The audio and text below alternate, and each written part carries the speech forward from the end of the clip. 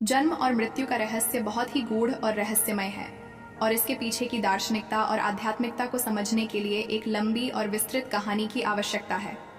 यहाँ मैं आपको एक कहानी सुनाती हूँ जो इस गूढ़ रहस्य को समझने में मदद करेगी। दोस्तों, इस कहानी का शीर्षक है सृष्टि का चक्र। बहुत समय पहले एक प्राचीन गांव था जहां लोग सरल जीवन जीते थे। इस गांव के चारों ओर ऊंचे ऊंचे पर्वत, घने जंगल और शांत झीलें थीं। गांव के बीचों बीच एक विशाल पीपल का पेड़ था जिसे गांव के लोग पवित्र मानते थे। ऐसा माना जाता था कि इस पेड़ के नीचे ध्यान लगाने से व्यक्ति को जीवन और मृत्यु के रहस्यों का बोध हो सकता है। इस गांव में एक युवक था जिसका नाम था अर्जुन। अर्जुन ने हमेशा से यह प्रश्न किया था, जन्म क्यों होता है और मृत्यु क्या है। उसे यह समझ में नहीं आता था कि क्यों लोग जन्म लेते हैं, क्यों वे इस संसार में आते हैं और फिर क्यों एक दिन सब छोड़कर चले जाते हैं। उसके मन में यह प्रश्न इतना गहरा था कि वह किसी भी साधारण जीवन की ओर आकर्षित नहीं हो पाता था। उसे कोई भौतिक सुख सुविधा या आनंद में रुचि नहीं थी। वह बस जीवन के रहस्य को समझना चाहता था। गुरु की तलाश। अर्जुन ने अपने गांव के सबसे ज्ञानी वृद्ध जनों से पूछा, परंतु उन्हें भी इसका संतोषजनक उत्तर नहीं मिला। एक दिन उसने सुना कि पहाड़ों के पार एक महान संत रहते हैं जो जीवन और मृत्यु के गूढ़ रहस्यों को जानते हैं। अर्जुन ने निश्चय किया कि वह संत के पास जाएगा और उनसे यह रहस्य पूछेगा। कई दिन की कठिन यात्रा के बाद अर्जुन उस संत के पास पहुंचा। संत एक गुफा में ध्यानमग्न थे। अर्जुन ने संत से निवेदन किया, गुरुजी, मैं जीवन और मृत्यु के रहस्यों को जानना चाहता हूँ, कृपया मुझे इसका उत्तर दें। संत ने उसकी ओर देखा और मुस्कुराए। तुम इस प्रश्न का उत्तर खोजने के लिए बहुत दूर आए हो, लेकिन इसका उत्तर तुम्हारे भीतर ही है। अगर तुम वास्तव में जानना चाहते हो तो तुम्हें सृष्टि के चक्र को समझना होगा। सृष्टि का चक्र। संत ने अर्जुन को एक लंबी यात्रा पर भेजा जहां उसे जीवन के विभिन्न रूपों का अनुभव करना था। अर्जुन को एक पुरानी रस्सी के साथ भेजा गया जो उसे जीवन के हर पहलू का अनुभव करवा सके। पहले चरण में अर्जुन को एक छोटे बच्चे के रूप में जीवन का अनुभव करवाया गया। उसने देखा कि किस प्रकार एक नवजात शिशु दुनिया में आता है, मासूम और निस्वार्थ। उसने महसूस किया कि जन्म एक नई शुरुआत है, एक नई यात्रा की शुरुआत। दूसरे चरण में अर्जुन को एक युवा व्यक्ति के जीवन का अनुभव कराया गया। यहाँ उसने प्रेम, संघर्ष, आकांक्षाएं और सपनों की शक्ति को समझा। उसने देखा कि हर व्यक्ति अपने जीवन में कुछ न कुछ पाने की कोशिश करता है, चाहे वह प्रेम हो, धन हो या ज्ञान। इस चरण में अर्जुन ने समझा कि जीवन का हर क्षण एक अवसर है, सृजन और निर्माण का। तीसरे चरण में अर्जुन को वृद्धावस्था का अनुभव हुआ। यहाँ उसने देखा कि कैसे उम्र बढ़ने के साथ साथ शरीर कमजोर होता है और जीवन के अंतिम पड़ाव की ओर बढ़ता है। वृद्ध व्यक्ति के भीतर अनुभवों का भंडार होता है, परंतु अब उसकी यात्रा समाप्ति की ओर होती है। मृत्यु का सामना। अंततः अर्जुन को मृत्यु के रहस्य का सामना करना था। उसने देखा कि जैसे जीवन की शुरुआत एक जन्म से होती है, वैसे ही अंत मृत्यु में होता है। लेकिन मृत्यु वास्तव में अंत नहीं है, ये एक नई यात्रा की शुरुआत है। संत ने उसे समझाया कि जैसे एक वृक्ष का पत्ता गिरता है लेकिन उसके गिरने से नया जीवन अंकुरित होता है, उसी प्रकार मृत्यु भी एक नया जीवन लाती है। मृत्यु केवल शरीर का अंत है, आत्मा का नहीं। आत्मा अमर है और यह एक शरीर को छोड़कर दूसरे में जाती है। यह एक चक्र है, जन्म, जीवन और मृत्यु। यह सृष्टि का चक्र है जिसे कोई नहीं तोड़ सकता। आत्मा इस चक्र के माध्यम से निरंतर विकास करती है, नए अनुभव प्राप्त करती है और अपनी पूर्णता की ओर बढ़ती है। अर्जुन की समझ। इस पूरी यात्रा के बाद अर्जुन ने महसूस किया कि जीवन और मृत्यु एक दूसरे से जुड़े हुए हैं। जन्म एक शुरुआत है, मृत्यु एक परिवर्तन है। यह सृष्टि का नियम है। अर्जुन ने अंततः शांति पाली क्योंकि उसने समझ लिया था कि मृत्यु केवल एक अध्याय का अंत है, परंतु यह पूरी पुस्तक का अंत नहीं है। अर्जुन जब गांव वापस लौटा तो वह अब पहले जैसा नहीं था। वह समझ गया था कि जीवन का हर क्षण अनमोल है और मृत्यु भी उतनी ही महत्वपूर्ण है। उसने अब अपने जीवन को पूर्णता के साथ जीने का संकल्प लिया और दूसरों को भी यह सिखाने लगा कि जीवन और मृत्यु का यह चक्र हमें सिखाता है कि हर क्षण को महत्व देना चाहिए, क्योंकि यह चक्र कभी न खत्म होने वाला है। दोस्तों, ये कहानी हमें यह सिखाती है कि जन्म और मृत्यु एक चक्र है और इस चक्र को समझने के लिए हमें जीवन को गहराई से देखना और अनुभव करना चाहिए।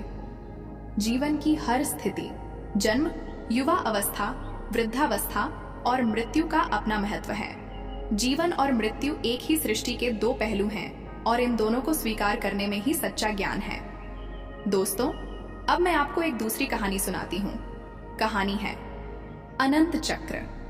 बहुत समय पहले हिमालय की गोद में बसा एक छोटा सा गांव था जिसे लोग आनंदपुरी कहते थे। इस गांव की विशेषता थी कि यहाँ के लोग बेहद सुखी और शांतिपूर्ण जीवन जीते थे। यहाँ के निवासी प्रकृति के नियमों का पालन करते हुए जीते थे और मानते थे कि हर चीज का एक गूढ़ कारण है, जन्म, मृत्यु और पुनर्जन्म।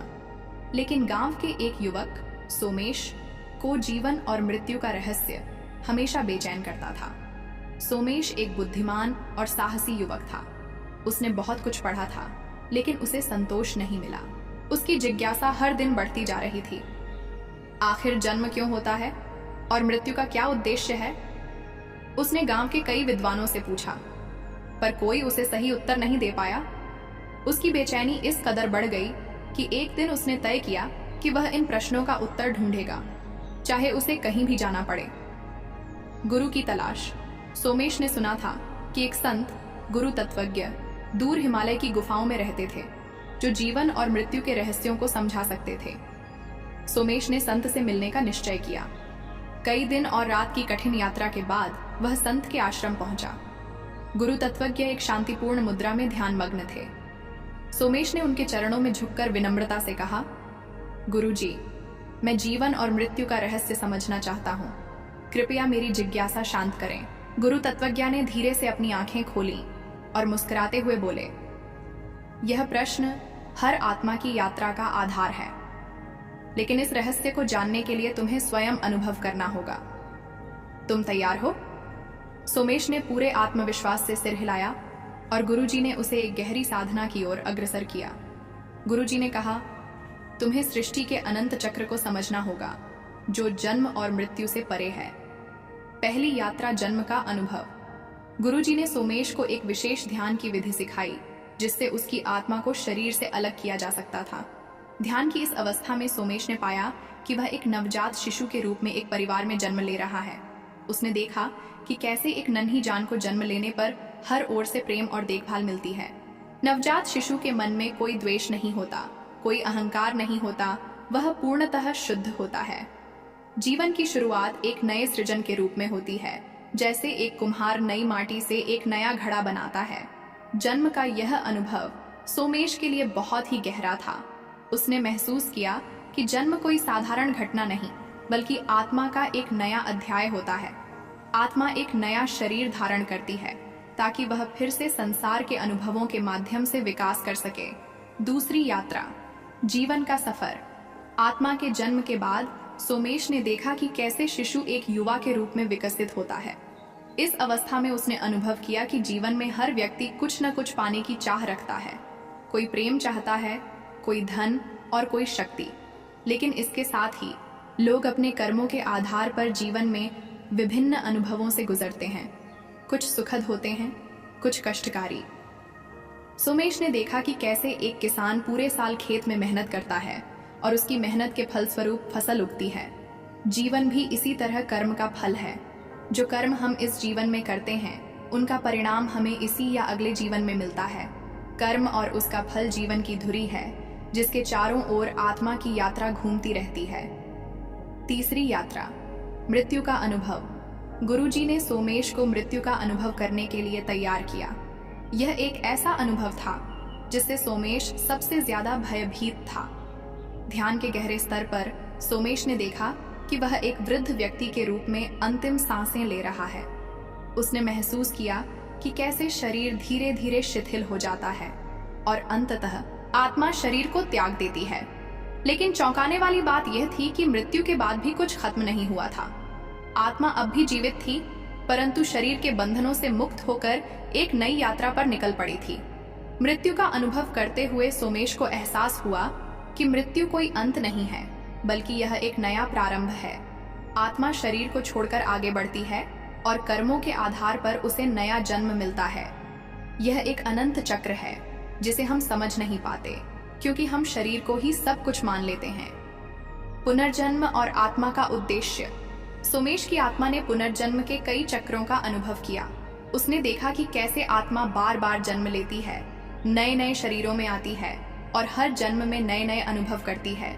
आत्मा का यह चक्र तब तक चलता रहता है जब तक वह अपने कर्मों के सभी रणों को समाप्त नहीं कर लेती और मोक्ष प्राप्त नहीं कर लेती।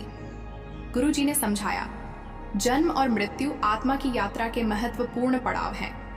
जब आत्मा अपने सभी कर्मों से मुक्त हो जाती है तब उसे मोक्ष की प्राप्ति होती है और यह चक्र समाप्त हो जाता है। लेकिन तब तक यह अनंत यात्रा चलती रहती है। आत्मा जन्म लेती है, अनुभव करती है, सीखती है और फिर से मृत्यु के माध्यम से नए अनुभवों के लिए पुनर्जन्म लेती है।